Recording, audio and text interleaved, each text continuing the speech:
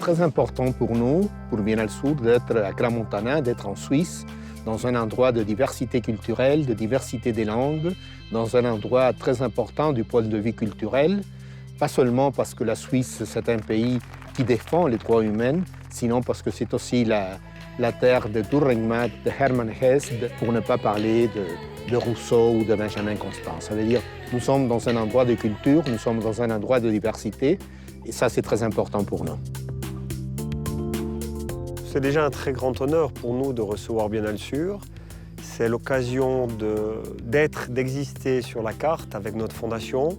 Et c'est une visibilité qui est très importante pour nous, avec des retombées, je pense, qui seront très importantes. C'est des relations entre le Nord, le Sud, entre les cultures, les différentes cultures, l'art, bien sûr, qui nous relie tous.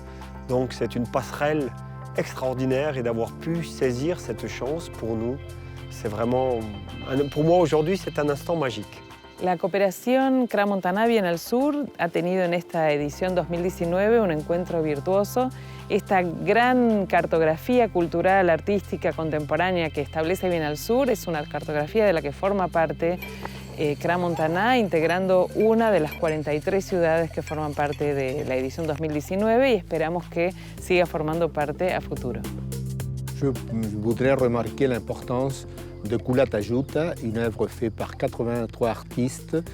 C'est une œuvre très significative du point de vue de ce qu'elle veut exprimer, aussi par la quantité d'artistes qui ont participé et parce qu'elle représente justement la diversité culturelle qu'on prône à partir de Biennale Sur.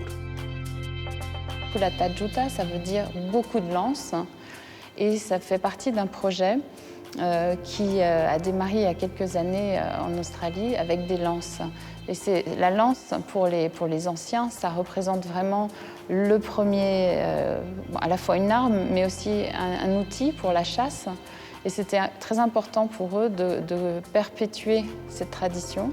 Et moi, je suis ravie que Biennale Sur se soit intéressée à cette œuvre-là, parce que c'est à la fois excessivement contemporain. Lorsqu'on la voit, on voit ce tourbillon de vent avec 1500 lances et des objets à l'intérieur. On se dit, enfin, qu'est-ce que c'est, d'où ça vient? Et après, quand on comprend tout le contexte historique aussi, c'est très intéressant.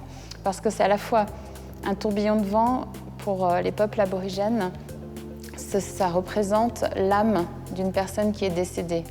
Donc il y a à la fois ce côté, voilà, les anciens qui sont là, qui apportent un message, et en même temps, c'est une métaphore pour se demander comment va devenir la société aborigène dans le monde global dans lequel on est aujourd'hui.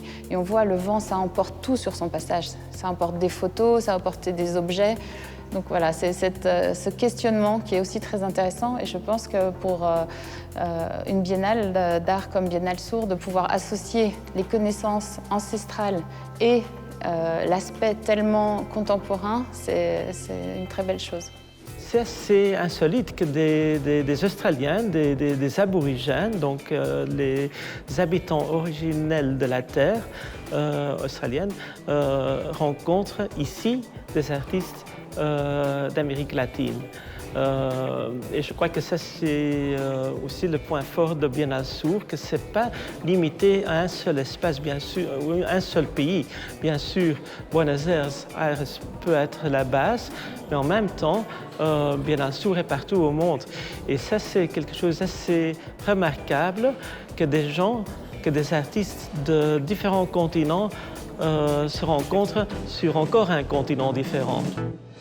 Ça, c'est un projet culturel qui prône la diversité, qui prône la présence partagée entre les artistes du Sud avec les artistes du Nord. L'art, que c'est une des expressions de la culture en général, c'est très important pour détruire le mur qui sont en train de se construire dans ce moment dans le monde.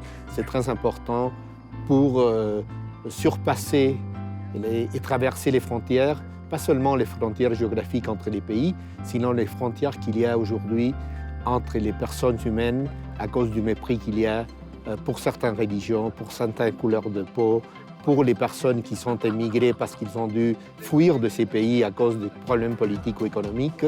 Et l'art peut être un instrument du dialogue, un instrument de la construction d'un monde meilleur. Il y a beaucoup de points qui marquent la différence entre tous les autres biennales que vous pouvez connaître et la nôtre. Premièrement, nous ne sommes pas une foire, c'est un projet culturel. C'est un projet qui a son origine dans l'académie. C'est un projet qui est dirigé par une université argentine. Les biennales ont un curateur unique, un directeur de la biennale qui choisit un thème et propose aux artistes de travailler sur ce thème. Au contraire, nous avons fait un appel de projets pour la biennale. Dans la première édition, on a reçu 2500 projets. Dans la deuxième, 5100 projets d'artistes qui provenaient de 82 pays différents, sans aucune limitation de thème. Nous avons un conseil curatorial intégré par plus de 20 commissaires qui sont entre les plus représentatifs du monde, directeurs des grands musées internationaux et tout ça. Et nous faisons une sélection entre ces projets et le résultat de cette sélection s'exprime dans les expositions, plus d'une centaine d'expositions que nous sommes en train de présenter dans 44 villes de 20 pays en ce moment. Que je me rappelle toujours d'une phrase de Paul Valéry, que dans les années 30, il disait qu'on devait revenir à la poursuite presque religieuse de la beauté comme valeur. Et je crois que ça c'est complètement présent, c'est complètement actuel et qu'il y a beaucoup d'art qui a oublié cette nécessité de la beauté et la beauté alimente le monde.